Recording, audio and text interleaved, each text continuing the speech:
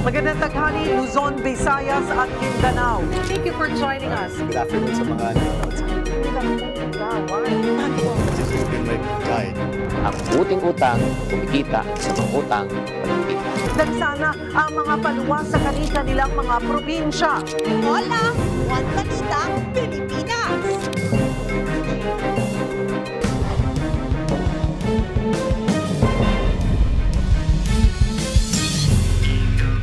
Ang inyo pong napapanood ay ang live na kuha ng MMDA traffic cameras sa EDSA. Kitang wala nang makadaan sa may EDSA northbound dahil nga sa mga nagtipon sa People Power Monument. Habang sa EDSA northbound, sa bus lane na lang pinapadaan ang lahat ng sasakyan. Nauna nang inactivate ng MMDA kanina ang kanilang Emergency Operation Center para sa mas mabilis na aksyon at koordinasyon sa iba pang ahensya ng pamahalaan. Itotow at titikitan na rin ang mga naka-illegal park sa kahabaan ng EDSA White Plains Avenue. Naka-standby din ang kanilang mga sasakyan para magbigay ng libreng sakay. Alam kong gagawin nila ito. Alam kong aarestuhin nila ako. Alam kong ikukulong nila ako. Malit na bagay po ang sakripisyo na aking aharapin. Kung ang katumbas po nito ay maipakita natin ang kahalagahan ninyo bilang mamamayan ng ating bansa. Huwag po tayong pumayag na basta-basta na lang nila baluktutin ang katwiran. Yan ang pahayag ni Senator Rodante Marcoleta na nagtulak sa libo-libong miyembro ng Iglesia ni Cristo na sumugod sa EDSA para magprotesta. Ito ay kasunod ng nakatakdang pagsasampa ng kasong plunder ng Ombudsman laban sa senador kaugnay ng pagtanggap niya ng 75 million pesos na campaign donation noong 2025. Magbabalita mula sa EDSA si Mobile Journal Jazz Paredes. Jazz, kumusta ang sitwasyon dyan? Cheryl, nandito nga tayo sa EDSA, particular sa White Plains Avenue. Sa kasalukuyang sitwasyon ngayon ay punong-puno nga ng mga nagpo-protesta, ralista, ito nga kalsada dito sa aking gawing kaliwa. Ay merong stage kung saan ay may mga nagkakantahan at merong program na isinasagawa. At ang sinisigaw nila ay transparency, accountability at we are one. Yan ang kanilang patuloy na pinaglalaban daw sa kanilang isinasagawang kilos protesta ngayong araw. At nagsimula nga ito nating masaksihan. Bandang alas 4 ng madaling araw pa lamang, nakikita na nating mag-accumulate yung mga tao dito nga sa People Power Monument.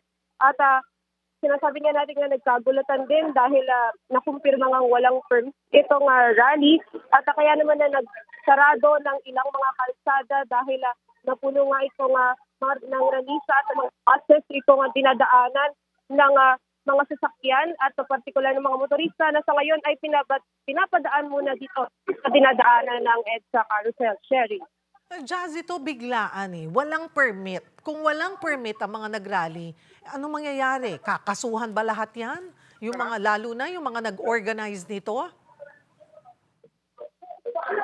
Cheryl, sa ngayon, ang pahayag dyan ng Philippine National Police kaugnay ng pag-implement o dito sa walang permit nga na rally dahil nga ito ay emergency rally at nagkagulutan lamang ayon sa Philippine National Police na respeto daw nila ang constitutional right niya ng bawat Pilipino para mapayapang i-express nga yung kanilang mga views at kanilang mga pananaw. Sa ngayon ay on the ground na ang mga police personnel at nakadeploy para ma-exercise ang maximum tolerance, maging impartial sila at ma-upload ang human rights. Ngunit sa ngayon, Cheryl, ang pagkakaalam natin, ayon din sa Quezon City Government, ito ay walang permit at ayon sa Public Order and Safety Department ay ito ay isang illegal assembly. Ngunit kinukumpirma pa natin kung posible nga makasuhan ito nga nag-organize ito event na ito. Cheryl. Balikan lang natin, Jazz, yung ugat kung bakit nag-rally ang INC members. Yes, Cheryl, kaugnay nga ito na naging pahayag ni Ombudsman Remulla na sasampahan ng blunder ang senador dahil sumunod kanyang non-declared 75 million na campaign donations na yan naman ay inopost o hindi naanuhan ng INC dahil nga kanilang panawagan ay transparency, accountability at justisya. At kanila nga sinisigaw ay hindi daw dapat binabaluktot ang batas. Yan ang kanilang panawagan at kanilang patuloy na pinagsisigawan na dapat daw ay mabigay yung tamang sa ating mga kababayan dahil sa lahat daw sila dito ay galit. Dapat daw ay hindi ang sa Senador Recoleta ang mapagtungunan nito nga kasong ito dahil nga kung matatandaan natin siya yung isa sa mga umupo para dito sa flood control. Ngunit sa ngayon ay makikita natin nga yung reaksyon ng mga religious group na INC sa ugnay ng anunsyo na yan ng Ombudsman Demolia. Cheryl. Ano ang plano ng INC members na nagpoprotesta ngayon? Hanggang kailan daw sila mananatili dyan? Cheryl, kanina nakapanayam natin si Congressman Mike Defensor at tinatanong natin kung ito bang protesta dito, is it a one-day rally o magpapatuloy ba ito sa mga na araw? Ayon sa kanya, hindi pa daw niya masabi sa ngayon kung hanggang anong oras o buong araw ba ito. Ngunit ayon sa kanya, hindi raw titigil ang Iglesia ni Cristo na ipaglaban ang tama. Kaya hindi pa niya masasabi kung hanggang kailan daw ito magpapatuloy, Cheryl. So, ang sinasabi, okay, lahat kasi, Jazz, well, we didn't see this coming, kaya ganito, nag-create ng grabing traffic itong nangyaring protesta ng INC. So, ang ipinaglalaban nila, sabi mo, ang sinasabi nila, sabi rin ni Mike Defensor, na transparency at binabaluktot ang batas. So, kine-question nila yung plunder, pag-commit ng plunder umano, ni Senator Marcoleta. So are they saying na hindi nag-commit ng plunder ang senador? Cheryl, ibabasa rin natin sa naging pahayag ni Congressman Mike Defensor. At kanina talagang full support din ang INC nung kanyang sinabi na sila ay opposed dito sa plunder charges at hindi daw niya ito kinumit. Ayon nga sa kanya, ikinagulat niya bakit daw siya nadawit dito dahil nga ay sabi niya pa sa atin kanina, kung nire-recall ko lamang ay nagulat daw siya na itong si DPWH Secretary Bonoan ay tatanggalin at gagawing witness. Na kanya daw ay nagulat na dapat daw DPWH ang pinaka-ahensya na dapat daw ay dawit sa parawang tatanggalin sa gagawing witness. Yun daw yung kanyang ikinasasama ng loob. Sherry, hindi ko lang ma-recall yung eksaktong mga salitang sinabi niya, ngunit kung babalikin natin, masasabi natin nga hindi sila ang pumapayag o hindi sila pumapanik dito nga sa plunder charges na balak isang pa nga ni Ombudsman Demolia. Maraming salamat, Mobile Journal Jazz Paredes. Bukod sa EDSA, may mga grupo ring nagtungo sa Liwasang Bonifacio sa Maynila para magprotesta. Magbabalita naman si Gerard de la Peña. Gerard, pawang INC members din ba ang nagpoprotesta dyan sa Liwasang Bonifacio?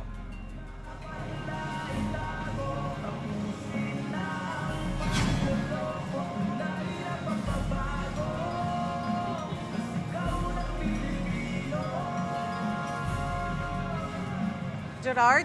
Can you hear me? Alright, babalikan po natin at ayusin lamang natin ang ating linya ng komunikasyon kay Gerard de la Peña. Samantala, libo-libong miyembro nga ng Iglesia ni Cristo ang humarang at nagprotesta sa EDSA. Pero ano nga bang dahilan nila? Ayon sa INC or kay INC spokesperson Edwil Zabala, tinututulan nila ang umano'y pagbaluktot ng batas. Sa gitna ito ng planong pagsasampa ng kasong plunder ng Office of the Ombudsman sa INC member na si Senator Rodante Marcoleta. Dahil yan sa pagtanggap ng 75 million pesos na cash donations mula kay dating Congressman Mike Defensor at 2 pang pribadong individual noong January 2025. Mga panahong siya ay kongresista pa. Una nang inamin ni Marcoleta sa programa niyang saganang mamamayan sa Net25 na hindi niya ito idineklara sa kanyang Statement of Contributions and Expenditures dahil natanggap niya ang pera ilang buwan pa bago ang kampanya para sa 2026 elections. Ayon pa kay Ombudsman Boying Remulla kahapon, posible ring masuspindi sa pagkasenador si Marcoleta oras na ilabas ang warrant of arrest laban sa kanya. Pero depende pa rin daw ito sa magiging desisyon ng korte. Giit naman ng mga nagrarally na INC, paanong naging plunder ang pagtanggap ng campaign donation o campaign contribution kung hindi naman ito galing sa kaban ng bayan. Panawagan nila magkaroon ng transparency, accountability at hustisya. Kaugnay ng mga pangyayari sa EDSA ngayong araw, magkakasama natin ang ating resident political pundit na si Ronald Llamas. Sir Ronald. Magandang tanghali, Cheryl. Magandang tanghali po, nabulaga ang marami dito sa grabing traffic na dinulot, pagsisikip ng mga lansangan sa EDSA na dinulot nitong protesta po ng INC members. Pero paano nagawa ng Iglesia ni Cristo na magsagawa nitong surprise rally? Well, una, hindi naman siya ganun ka totally unexpected. Dahil for several weeks, sinabi naman ni Ombudsman Boying Remulla na malamang ay kasuhan nila si Senator Marcoleta at yung ebidensya ay galing mismo sa kanyang bibig. Inamin niya na siya ay tumanggap ng ganito, 75 million milyones, pesos. Oo. habang siya ay isang public official. Indirect bribery yan at dahil mahigit 50 million, yan ay plunder. Kahit hindi yan galing sa kaban ng gobyerno. Malinaw yung batas yan. No? Tapos nitong nakaraang linggo, sinabi rin niya na malamang ay makasuhan na talaga ng definite si Marcoleta. At kahapon nga, sinabi nila na tuloy na ito. At mangyayari ito within the week. Kaya ito ay partly preemptive, partly ay protest dahil ang sinasabi, sinisingle out daw si Marcoleta. No? Actually, yung ginagamit nilang argument ay yung whataboutism. Paano naman yung iba? Paano naman yung iba na may mga plunder din cases din, no? Of course, dapat dahil alam mo naman, Cheryl, kalahati nitong labanan ay optics. Kailangan ay yung mga iba makasuhan din ASAP, no? Dahil ni isang kongresista wala ka naman nakakasuhan. Tapos may yung 15 big contractors na sinabi ni President Bongbong Marcos ay parang isa pa lamang naman yung nakakasuhan. Actually, kalahati ng isa, yung isang diskaya. So, mahalaga na makasuhan din yung iba. Pero hindi pwede yung whataboutism eh. Dapat harapin din ni Senator Marcoleta itong kanyang kaso. No? Dahil nga, mismo sa kanyang bibig, ang galing yung ebidensya tungkol dito. Ang nakakaharap ngayon sa gobyerno ay a dami pido, dami pidon situation, no? Kung i-implement nila itong kanilang sinabing arrest ni Marcoleta, ni Mike Defensor on plunder cases ay mag-escalate itong mobilization ng iglesia. Ang alam ko, for the next 2 to 3 days, handa silang mag-rally sa EDSA. At hindi makakapagtaka na kung ito ay magpapatuloy pa kung hindi aatras ang gobyerno. Kung umatras naman ang gobyerno, sobrang hina ang magiging itsura nila. Masyado naman sila magiging lame duck. Halimbawa, bukas ay may state visit ang presidente sa Canada. Yan ba itutuloy niya o ika-cancel niya? So, ito yung dilema ng gobyerno. Pag umatras sila, magmumukha silang lame duck. Pag hindi naman sila umatras, ay pwedeng mag-escalate itong ganitong klaseng mga pagkilos. Sir Ronald, nangyari ito 2 araw matapos yung White Ribbon March na faith-based groups din na ang may pasimuno. Nakikita nyo bang konektado ito? Hindi naman, dahil ibang mga grupo yung mga nag-organize ng White Ribbon, no? Pero dumalo rin doon si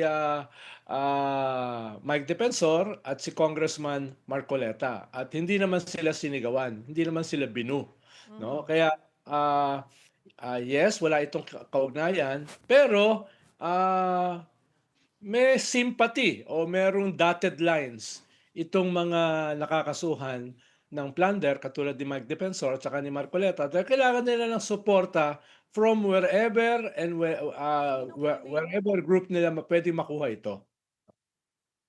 Tado raw ng INC nga itong rally para kay Senator Marcoleta na makakasuhan nga ng plunder. Pero hindi ba parang political pressure yung pinamamalas ngayon po ng INC? Exactly, Cheryl. Exactly. Wala ngang pagpapanggap na ito ay para kay Marcoleta at si Marcoleta kasi yung highest ranking iglesia member, no, na senador. At possibly ang plano nila kay Marcoleta is something higher dahil lumalabas yung balita na siya yung magiging standard bearer ni Sara sa 2028. So si Marcoleta is the first time na nakita ko na may political project ang Iglesia ni Cristo. Dati kasi ay wala naman sila mga miyembro na pinapatakbo sa politika Ngayon, hindi lang siya naging congressman, naging senador pa and possibly higher. Kaya talagang up in arms sila. Kung itong kanilang highest ranking member ay makukulong for plunder, no? Para sa kanila, this is also a defining moment. Dahil ito yung first time na talagang lumahok sila directly sa politika. Alam naman natin may indirect role sila sa politika. Pero through Marcoleta, ito yung pinaka-direct. At yun nga ang sinasabi rin nila na agit nila ay paanong naging plunder yung pagtanggap ng campaign donation o campaign contribution habang siya ay nakaupo bilang kongresista during that time. Hindi naman daw galing sa kaban ng bayan yung pera. It doesn't matter, malinaw yung batas diyan Oo. Indirect bribery, tapos more than 50 million, no? Whether yan ay galing sa kaban ng bayan o hindi, pribado yan, that is plunder. Basahin nila yung batas. Dahil si Marcoleta, abogado yan So dapat alam niya yung batas. No? Walang kwan yan walang gray area dyan No? That is clearly the law. Kaya kung aatras ang gobyerno, medyo hindi maganda yung itsura para sa gobyerno. Dahil nga, malinaw yung batas tungkol dyan. May tuturing ba itong failure of intelligence sa panig naman po ng PNP o ating law enforcement? Kasi they didn't see it coming. Lahat tayo nabulagta at maraming naperwisyo po. Yes, pero wala naman sila masyadong magagawa dyan dahil nga freedom of expression yan. Pero at the same time, wala yung permit. Pero siguro mas lenient yung gobyerno dahil isang religious group yan. Pero usually, pag ibang mga grupo ang magra-rally without permit, nadi-disperse kaagad yan, di ba, Cheryl? So siguro dahil ito ay isang significant religious group, ay pinabayaan nila. Pero duda ako kung hindi nila alam. Dahil nga, alam naman ng kapulisan, maraming mga miyembro ang iglesia dyan, alam din ng gobyerno na ikukulong si Marcoleta o kakasuhan, kaya they're not entirely surprised sa pangyayari. No? Ayun lang, dahil nangyari na siya, ay paano yung management niyaan ang mangyayari. Halimbawa, kung babarhan nila yung 2 lanes ng EDSA today and tomorrow, that is not a simple disruption. Talagang magsasara yung lahat dito sa NCR. Kung yung main thoroughfare natin ay masasarahan, lalo na by several 100,000 people. No? Kaya it will be a test of strength para sa gobyerno, a strength of political will. Dahil hinahamon yung kanilang pamumuno sa ating bansa. Kung bibigay sila, baka in the next 2 years, totally maging lame duck na sila. Ibig sabihin, kaya palang gawin yan. Kaya silang pressurein anytime. Sa nangyaring ito, walang permit to rally. Wala silang permit. So sinong kakasuhan? Sinong dapat kasuhan? At dapat may kasuhan. Kasi pwedeng pag walang nangyari dito, yung ibang mga magpoprotesta, balikan ito at sabihin na bakit itong mga to o yung mga miyembro or namumuno ng INC ay walang kasong nangyari. Yes, pero I think by this time it's much bigger than a permit. No, by this time it's more a test sa gobyerno. No, dahil lalaki pa ito, then it will go beyond simply a disruption. No, pwedeng itong pumunta sa destabilization. No, kaya yes, concern yung mga permits para sa mga rally dahil magiging president yan. Pero I think this is much bigger than that. Kung ito ay tatagal, for example, for more than 2 days, no? Talagang major disruption ito. At tingin ko kung tatagal pa ito at aabot ito sa Lunes na simula ng impeachment, no? This can trigger something, or it may be planned to trigger something. Hindi na siya simpleng protesta lamang. Nandoon nga ba yung posibilidad na umabot to ng hindi lang hanggang bukas, kundi hanggang Lunes? Yes. Nandun yung possibility. Tsaka may mga iba na nasasakay dyan. Yung ibang mga puwersa na galit, no? Hindi ako magugulat kung mamayang gabi o bukas makita mo na dyan si Alan Peter, si Amy Marcos, Robin Hood Padilla, no, etc. So, marami nang sasakay sa issue na yan. Hindi na yan magiging simpleng issue ni Marcoleta. Hindi yan simpleng issue ng may permit ba o wala. It can be much bigger. Ano ang dapat na aksyon ng pamahalaan, ng kasalukuyang administrasyon on this? Well, kung yan naman ay within constitutional limits, no, then kinakailangan nilang i-tolerate. Pero ang hindi nila pwedeng i-tolerate ay yung pagsara ng ating main thoroughfare for several days. No? Dahil talagang kanyon, it goes beyond disruption. Pero kung within legal limits, then wala silang choice but to tolerate it. Pero kung aatras sila doon sa issue ng pinagraralihan, yung arrest ni Marcoleta o yung charges ng plunder against Marcoleta, then they will look very, very weak. Alright, marami pong salamat, Resident Political Pundit Ronald Llamas. Samantala, balikan natin si Gerard de la Peña sa protesta sa Liwasang Bonifacio. Gerard?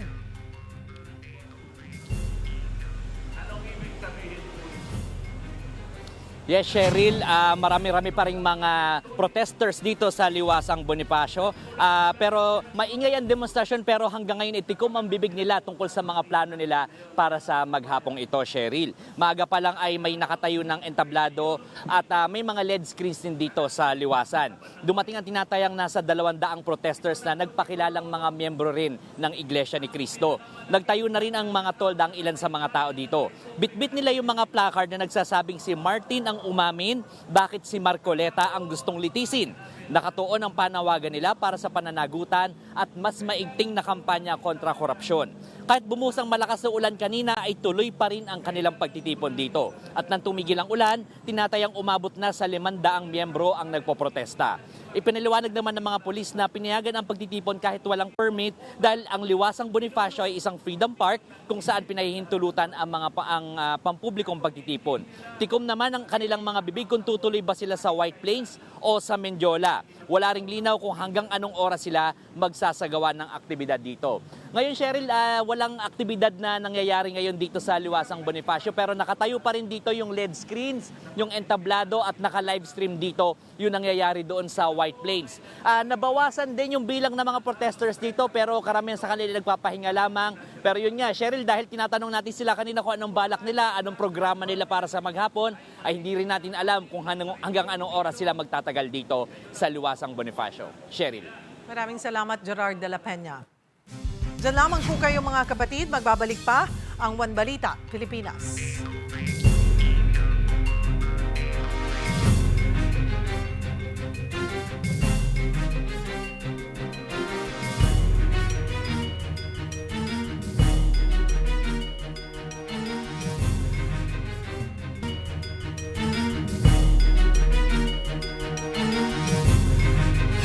Patuloy tayong nakatutok sa mga pangyayari ngayon sa rally ng Iglesia ni Cristo sa EDSA. Pero si Batangas Representative Leandro Leviste, hinikayat ang publiko na huwag tawaging INC rally ang emergency rally na ito sa People Power Monument. Ayon kay Leviste, marami sa mga dumalo ang nananawagan lamang ng transparency at accountability. Naghain din si Leviste ng panukala para himukin ang House of Representatives na ipagpatuloy ang investigasyon sa umano'y anomalya sa flood control projects. Sa ngayon, nagbukas ang MMDA ng isang lane sa EDSA upang makatulong sa daloy ng trapiko. 3 lanes ang naunang naapektuhan dahil sa mga service vehicle at bus na nakaparada sa lugar kaugnay ng isinasagawang rally. Sa iba pang balita, ongoing ang contact tracing at monitoring sa Mandaluyong City. Kasunod ito ng kumpirmasyon na may monkeypox o mpox na sa lungsod. Ayon sa Mandaluyong City Epidemiology and Surveillance Unit, patuloy ang case investigation at monitoring sa mga tinukoy na close contact ng pasyente. Wala nang ibinigay na detalye sa kaso, pero patuloy na pinag-iingat ang mga residente sa sakit. Bago ito kumalat ang isang abiso na isang condominium, nagmula ang nasabing mpox patient. Para mas mapag-usapan pa natin ito, magkakausap natin si Dr. May Villariña, ang head ng Mandaluyong City Epidemiology and Surveillance Unit. Magandang tanghali po, Doc. Salamat po sa oras. Magandang tanghali po, Cheryl. Doc, ano na ang kalagayan ng pasyente? Naka-isolate ba siya o nasa ospital po? The patient is naka-isolate sa kanyang residential area and naka-day 10 na po tayo ng kanyang monitoring. And as of today, wala po siyang mga symptoms like fever, cough, chills, and myalgia na na-experience niya a week ago. Ngayon po, ang kanyang mga lesions po, wala na pong bagong tumutubong mga lesions sa kanya or rash, and unti-unti na po siya nagda-dry up po. So, nag-i-improve na yung kanyang kondisyon. Oo.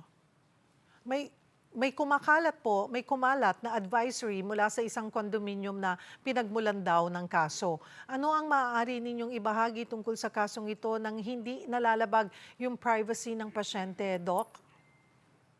Ito pong case na to po is it's an infectious disease. So well coordinated po tayo sa ating admin po and advice naman po sila na yung mga assistance na kailangan ibigay dun sa pasyente is sila po kasi pinakamalapit sa kanya. So sila po yung magpo-provide po nito. And advice naman po sila na any identifiers or makakapag-identify dun sa patient na to, since nagbigay po kami, nag-inform kami sa kanila na this case is confidential, ay hindi po natin pwedeng ilabas. Gaano na kalawak yung contact tracing, Doc? Ilan yung mga natukoy na close contacts at masasabi ba nating contained po ang kaso? Now po, naka-isolate na po yung kanyang isang household contact. Naka-separate na po sa kanya. And minomonitor din po namin siya. Wala po siyang mga symptoms. Now about po sa close contacts po niya, still coordinating pa rin po kami sa condo admin para po ma-check po natin yung mga visitors 21 days prior po na nagkaroon ng symptoms po itong patient. Saan po kaya, based doon sa mga kalap na detalye, saan po kaya niya ito nakuha? Ano yung suspetsa? Kasi Cheryl, wala tong travel history itong pasyente na to. So upon history taking, most probably meron po kasi tayo mga casual sexual partners. So probably doon po nakuha. Kaya yung challenging rin po yung ating contact tracing. Kasi minsan screen names lang po yung ginagamit na itong mga sexual contact partners po nila. Okay. Yun, klaruhin po natin dahil marami ang nabahala na mayroon na nga po tayong kaso nito.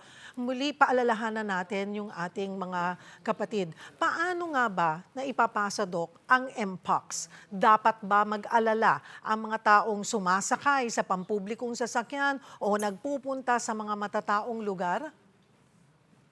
Ang Mpox, unlike our previous pandemic po ng COVID, ang Mpox po is ang kanyang mode of transmission is direct contact with skin lesions. So kung ang isang tao po ay or known, ang pasyente po siya or isang known Mpox case na meron po siya mga wounds or lesions na nadikit sa isang tao, possibly pwede po siya ma-infect. So direct skin-to-skin contact or intimate close contacts like kissing, ganun po. Or meron rin po, minsan ang mga pasyente po is meron po silang respiratory symptoms like nag-uubo po sila or may sipon. So pwede po rin ma-transmit or ma-transfer sa ibang tao yung yung Mpox natin na sakit through respiratory droplets. But syempre po, meron rin po mga ibang conditions na pwedeng ma-infect sila. So dapat po prolong po yung kanilang exposure and minsan po mababa yung kanilang resistance. Ano yung mga pangunahing sintomas ng Mpox at kailan dapat po magpakonsulta? So ang mga ating primary symptoms po for the first few days, pwede maka-experience po ang isang pasyente ng tinatawag natin mga flu-like illness. Katulad po ng fever or paglalagnat, pwede rin po siya mag-chills, masakit na kasukasuan, pwede may ubo, sipon. And after the onset of fever, siguro mga 3 to 4 days, pwede pong lumabas yung kanyang lesions or yung rashes. So yun po. Kung alam po natin kung paano po kung paano natatransmit or paano po tayo mahahawa, kung alam natin yung symptoms po ng lesions ay ng Mpox, so yun po yung paraan para makaiwas po tayo. Panghuli, Doc, ano ang inyong paalala sa publiko upang makaiwas nga po sa Mpox at sa pagpapakalat ng mga hindi beripikadong impormasyon? So, ayan po, we encourage po everyone to remain calm, stay informed, and rely only sa mga verified na information coming from official government sources. Ang city po, through our partner agencies, is continuously implementing appropriate public health measures para po ma-protect po yung community natin. Now, we ask everyone po to cooperate in practice the recommended preventive measures and also to avoid the spread of unverified information. Maraming salamat po sa inyong oras, Dr. May Villariña, Head ng Mandaluyong City Epidemiology and Surveillance Unit. Magandang tanghali po.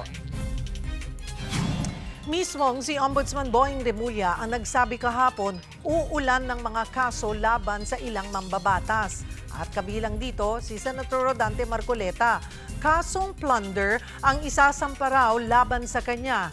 Kaugnay ng natanggap umanong 75 million pesos na campaign donation ni Marcoleta mula sa ilang o nakuha ni Marcoleta mula sa ilang individual noong 2025 midterm elections. Pag-usapan natin ang nakaambang kaso laban kay Senator Marcoleta. Kasama natin si Attorney Domingo Cayosa, former President ng Integrated Bar of the Philippines o IBP. Salamat po sa inyong oras, Attorney Cayosa. Good morning. Magandang tanghali po sa ating mga kababayan. Opo. Attorney Cayosa, siguro bago natin pag-usapan o himayin yung bakit kakasuhan ng plunder si Senator Marcoleta, para sa kalaman po ng nagakarami, ano nga ba ang plunder? Ang plunder ho, yung pagsabsam ng more than 50 million by yourself or together with others in a series of acts, iba-ibang mga transaksyon na ill-gotten. Ibig sabihin, walang malinaw na legal na dahilan o pamamaraan na napunta sa iyo yung pera na yan. yan ho yung plunder. Ang threshold, 50 million, and it must be not just one single act, kundi a series of transactions or acts.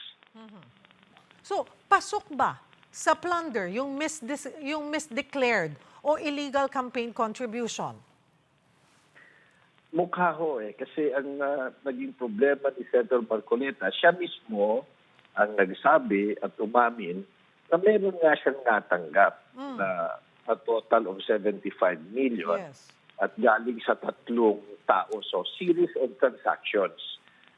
At malinaw din ho kasi doon sa kanyang HALN, yung Statements of Assets, Liabilities, and Net Worth, na kinakailangan isubmit ng bawat mambabatas o kahit sinong opisyal ng gobyerno, wala ho doon na ilagay na gano'n. Doon din ho sa kanyang Statement of Expenses and Contributions sa COMELEC, wala siyang linagay na gano'n. I-declare, opo. Pero, oo. So, kumbaga, hindi, as far as he's concerned and the documents concerned, nakatagong kayamanan yun na asset, hindi niya dinigil. Pangalawa, hindi rin niya pwedeng sabihin campaign contribution kasi wala nga dun sa kanyang sinumpaang statement of campaign contributions and expenses. Pero inamin niya Yes. na nakatanggap siya ng ganong kalaki. Yung plunder law mo kasi, hindi lang ho yan ibig sabihin, nagnakaw ka sa kaban ng bayan. Kahit ho yan galing kanino, private money, at binigay sa'yo dahil opisyal ka ng gobyerno, congressman ka o senador ka, at hindi malinaw kung bakit yan binigay sa'yo, maaari hong mahuli dyan sa definition ng ill-gotten wealth under yung paragraph 2 ng RA 1780, yung bang receiving directly or indirectly any commission, gift, or any form of pecuniary benefit from any person. So, baka dun ho nahulog yan. Unfortunately for him, yung ebidensya galing din sa kanyang sariling bunganga at dun sa mga dokumentong sinabit na niya at pinanumpaan niya ng mga dokumento. Kung pagbabasihan ko po kasi yung statement nitong kung yung rason kung bakit po nagrarally ngayon ng INC members para po sa kanya ay hindi daw pwedeng kasuhan ng plunder. Yun po ang intindi nila na hindi siya pwedeng kasuhan ng plunder dahil hindi naman galing sa kaban ng bayan nga po yung 75 million pesos. Pakilinaw nga po ito ulit, Attorney Cayosa. Well, naintindihan natin yung Iglesia ni Cristo sa ganyang paningin sapagkat kakampi nila o kamiyembro nila. Kaya lamang po, kung susuriin natin yung batas, yung malinaw na provision, hindi ng batas, hindi ho naman kinakailangan nakaw mo yan o kinuha mo o nanggaling sa kaban ng bayan yung pera. Malinaw ho dito from any person. So it can be any private person, galing sa private forces o pwede sa gobyerno. Any person, it does not qualify. So, at saka ito ho, directly or indirectly. So, mukha ho, baka lang ho, nakaligtaan nilang basahin ng maayos yung batas at yung jurisprudence. Kasi marami na rin hong mga kasong dumaan all the way up to the Supreme Court defining and explaining ano ba yung scope ng plunder law. Yun pong din na tumanggap siya, well, sa kanya po mismo, nanggaling sa bibig niya, di ba, na tumanggap nga siya ng contribution worth 75 million pesos mula sa tatlong individuals para ito sa pagtakbo niya. But at the same time, he was a sitting congressman. May ano rin ba yun? May bigat ba yun? Yung pagiging kongresista niya? Of course, maliwanag ho yun. Kinakailangan yun kasi nga, binibigay sa iyo dahil sa iyong posisyon. So, pumapasok mo rin din ho yan yung paragraph 6, definition of ill-gotten wealth, yung taking advantage of official position, authority, relationship, or connection or influence sa gobyerno.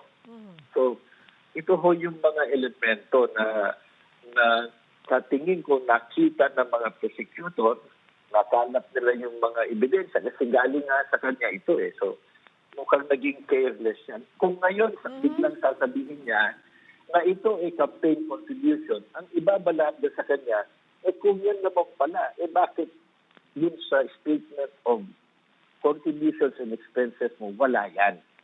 So para bang afterthought na lang yung kanyang expense. Na contrary, doon sa sinumpaan na salaysay niya, kasi nabit niya sa COMELEC nung nagkaroon siya ng kaso at saka nung siya ay nag-submit ng report after the election. Tungkol sa wala ako kasi nakalagay doon. Hindi rin ako niya linagay sa statement of assets and liabilities. Kasi kung yan, binigay sa iyo, di asset mo yan, pera mo yan. Bakit wala sa salvent mo? So, kaya tuloy, kung titignan natin yung kaubuan ng mga yan, may nasihan yung pagsususpekta na ill-gotten wealth ito. Congressman ka eh. So, it is now for him to explain in a different way bakit siya binigyan ng tatlong 25 million pesos ng tatlong individuals. So, wala namang bibili sa kanya o kaya servisyo. At saka hindi na rin ko kasi basta-basta babawiin yung mga sinumpang salaysay o mga submissions mo sa COMELEC at saka sa Congress, sa Ombudsman, at saka yung malayang pinento mo sa ere. So yun ho ang medyo problema niya. Mukhang nakaligtaan lang nilang basahin yung fine details of the law. Malawak po ang coverage ng anti-plunder law. Hindi lang ho kaban-bagan kung saan ang galing yung binigay sa isang nasa gobyerno. Attorney Gayoso, sabi ni Senator Marcoleta, legally insufficient ang reklamo. Your take on this? Well, siyempre, kung ikaw ho naman ay isang akusado, yan ang automatic na sasabihin mo. Di ba? Kasi, so it is now for him to answer. Kasi hindi ho naman ibig sabihin na pag ikaw kinasuhan, convicted ka na. Yun nga ho yung proseso. Dito yun, mag-submit ka ng sagot mo. Kasi pinasagot na ho yan eh. Diba? So, may mga sagot na siya, may mga existing documents, prior documents, na under oath din na siya rin ang gumawa. Meron silang video nung kanyang radio program, interview. So, nanggagaling, of course, sasabihin niya na hindi sufficient, but unfortunately for CHIP or Iglesia ni Cristo, hindi mo sila yung otoridad na magdidetermine kung may kaso o wala. Yan ho ay nasa ombudsman at eventually nandun ho sa Sandigan Bayan. So, sasagot ho siya doon. Dadaan ho naman siya sa proseso, so wag ho silang mag-alala. Ganun ho talaga. Kasi merong prima facie evidence eh. At ito, galing mismo kasi sa kanya eh. So, hindi rin ho basta-basta baliwalain ng gobyerno yan. Marami pong salamat sa inyong oras, Attorney Domingo Cayosa, former President ng Integrated Bar of the Philippines. Umalma si Senator Ping Lacson sa pahayag ni Senator Rodante Marcoleta na may kinalaman sa impeachment trial ni Vice President Sara Duterte ang nakaambang plunder case laban sa kanya. Magbabalita si Mary Mon Reyes. Mary Mon, ano-ano yung mga naging reaksyon ng mga senador sa malawakang pagdaraos nga nitong rally ng Iglesia ni Cristo? Cheryl, unang nagsabi kanina lamang nung nagsagawa ng rounds dito at inspection si Senate President Sherwin Gatchalian, bagaman hindi niya raw alam yung ibang info pa na tungkol dito sa ginagawang EDSA rally o sa ibang bahagi pa ng lugar. Ang sinasabi niya, nirerespeto naman daw dapat yung panawagan at nais iparating na mensahe nitong mga nakikilahok sa rally, pero sana rin daw respetuhin din daw nitong mga rallyista yung batas at yung mga nag-e-enforce nitong batas, lalong-lalo na pagdating daw sa kaayusan at yung seguridad sa lugar kung saan ginagawa ang kanilang kilos protesta o pagrarally. Samantala, ito namang si Senator Ping Lacson, tinatawag niyang gaslighting itong sinasabi ni Senator Marcoleta, na kesyo yung pinaghuhugutan kasi ni Senator Marcoleta is yung naturang hypothetical question daw or parang pick of inquiry rin ni Senator Ping na baka raw marami pang senador ang may kaso nga harapin at pwedeng maaresto kaya magkakaroon ng limitasyon sa kanilang gagampaning tungkulin bilang senador, pati na rin yung pagiging senator judge. Ang sinasabi ni Senator Ping sa naging post niya rin online, it's gaslighting time once more. The mention of 9 senators being possibly incarcerated was a hypothetical statement in the context of determining the base number to compute the constitutional requirement ng 2/3 na boto ng lahat ng mga senador na actively participating o hindi sa impeachment trial. And ito pa yung sinasabi nga ni Senator Ping nung lumipas na buwan na dahil nga may hypothetical lang daw na tanong na baka may ibang mga senador pang pwedeng mawala, baka raw kakailanganin rin yung intervention ng korte patungkol dito. Napasok nga yung usapin, for example, yung case si Senator Jinggoy Estrada, kung pwede raw ba magkaroon ng paghingi ng leave of court, i-escort daw ang senador para mag-participate sa isasagawang impeachment trial proceedings. Samantala, ongoing naman yung live stream ni Senator Alan Peter Cayetano, and yung huli nating narinig sa kanya, ang sinasabi niya, dapat daw either mag-double down o mag-reflect daw ang taong may katungkulan na posibleng nagbunsod ng negatibong reaksyon mula sa publiko. Yung isang nabanggit ni Senator Cayetano ay yung naging Blue Ribbon Committee hearing na pinangungunahan last time ni Senator Ping Lacson. At ang sinasabi pa, inulit ni Senator Alan na nag-file din daw ang kanilang legal team ng manifestation sa Supreme Court na hinihimok, inuulit nila yung una nilang final na petisyon na pagdesisyonan daw ng Korte Suprema yung ginawang sesyon ng Senado kung saan nabuo yung 12 senators bilang quorum at napwesto bilang Senate President Pro Tempore Senator Sherwin Gatchalian. Ang sabi ni Senator Alan, ito raw yung kahalagahan ng kanilang petisyon sa Supreme Court. Related din daw ito sa kaso nga ni Senator Marcoleta at yung pag-aabang kung sakaling ang kailan yung magiging pagpapaaresto sa kanya. Ang sabi naman ni SP Gatchalian, they'll cross the bridge when they get there kapag dumating na daw yung point na hihingi ng proteksyon sa Senado, ito si Senator Marcoleta. Sheryl.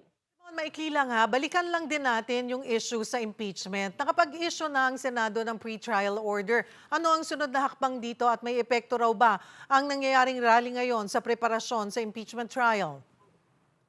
Cheryl, sabi kanina ni SP Gatchalian, ready na raw sila, and itong mga itong dadating pang araw ngayong weekend hanggang sa paparating na Lunes sa pagsimula ng impeachment, kung ano pa raw preparation sa kakailanganin, aasikasuhin daw nila yan in due time. Plus, ito ring daw House Prosecution Panel, plano rin daw na pumunta dito para maglibot din at silipin yung magiging venue ng impeachment trial. So far naman, ang sinasabi rin ni SP Gatchalian, yung sabi rin pala ni Impeachment Clerk of Court, Attorney Ray Bantug, since nailabas na yung pre-trial order kahapon, may 3 araw ang House Prosecution pati ang defense team ni VP Sara na reviewin yung pre-trial order at mag-file ng kanilang komento hanggang Thursday. Ito yung magsisilbi, ito na kasing blueprint ng gagawing trial. And so far, ang naaprubahan doon sa pre-trial order, 92 trial days ito para sa buong proceeding. Yung prosecution may 62 trial days habang ang defense naman may 30 trial days. Pero so far ang schedule mula Lunes hanggang July 27, Mondays, Tuesdays, Wednesdays, 2 p.m. hanggang magsawa. Yun ang schedule ng impeachment trial. Pero pagkatapos ng July 27, ang mga impeachment trial gagawin na to 3 p.m. kada Tuesday, Wednesday at Thursday hanggang magsawa din itong senator judges o yung iba pang nandito tuwing impeachment trial proper. Sheryl. Maraming salamat, Mobile Journal, Merrimon Reyes. Samantala, kinansila ni Pangulong Bongbong Marcos ang pagdalo sa Presidential Luncheon ng Foreign Correspondents Association of the Philippines o FOCAP sa Makati ngayong Martes para tutukan ang sitwasyon sa EDSA kung saan nagpapatuloy ang malawakang rally. Magbabalita si Mobile Journal, Julie Baiza. Julie. Cheryl, sa ngayon wala pang inilalabas na assessment ang palasyo tungkol nga dito sa malawakang rally. Pero ang malinaw, binabantayan nga ni Pangulong Bongbong Marcos yung nangyayaring protesta. Una, minomonitor daw ng Pangulo yung mga kababayan natin na naantala yung pagpasok sa kanilang trabaho, maging yung mga naiipit saan sa traffic sa EDSA.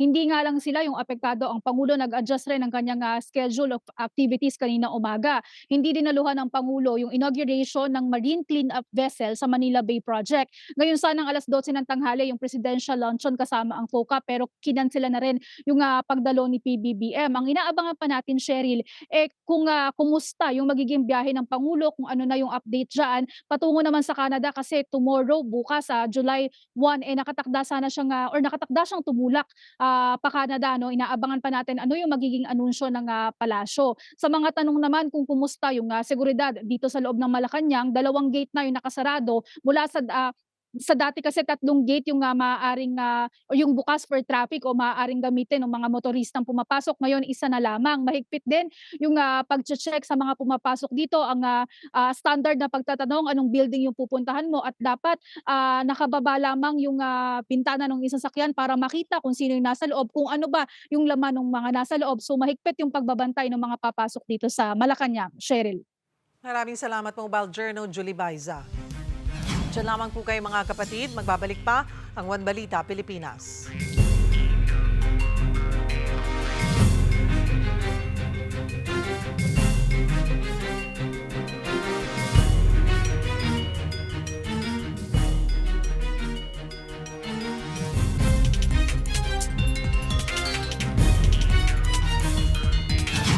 Lumaki pa ang tsansa na mabuong bagyo ang low pressure area sa loob ng bansa na sinabayan pa ng habagat. Para sa update, mga kausap natin si Pagasa Weather Specialist Benny Estareja. Magandang tanghali sa iyo, Benny. Hello po, Ma'am Cheryl. Magandang tanghali. Ano ang update dito sa LPA na binabantayan nyo? As of 8 in the morning po ay nasa coastal waters po ng Romblon ang nasabing low pressure area, and within the next 12 hours or simula ngayong hapon hanggang mamayang hating gabi, babagtasin po nito yung malaking bahagi ng Mimaropa, and then by tomorrow, nasa may West Philippines na ang low pressure area.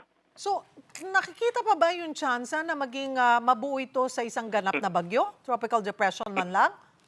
Apo, yung assessment natin, nandyan pa rin within 24 hours na ito ay mabuo bilang tropical depression. Yun nga lang po, simula pa kahapon, di ba, nag-high na tayo. But yung instance po kasi na tumama ito sa kalupaan, nababawasan yung chance na ito ay ma-develop. So medyo nadidelay po, no? Kaya bukas, possibly by Wednesday morning, ay nasa West Philippines na ito at doon makakakalap muli ng enerhiya ito para maging tropical depression. So habang babagtasin niya yung kalupaan, hindi na siya magiging ganap na bagyo? Sa ngayon, maliit ang chance. Especially if crossing po siya dito sa Mindoro provinces na medyo mabundok. Yan po. Okay. Though, kahit hindi siya bagyo, nagdudulot na siya ng masamang panahon sa ating bansa. So, ano-anong mga probinsya ang dadaanan nito? Ano-anong mga probinsya, lugar ang dapat maghanda sa mga pag-ulan today until kailan makakaapekto ito sa ating bansa? So, within 24 hours, yung kabuuan po ng LPA, we're not talking about just the center. Ito ay maapektuhan or makakaapekto dito po sa malaking bahagi ng Mimaropa, except dun sa may southern parts po ng Palawan.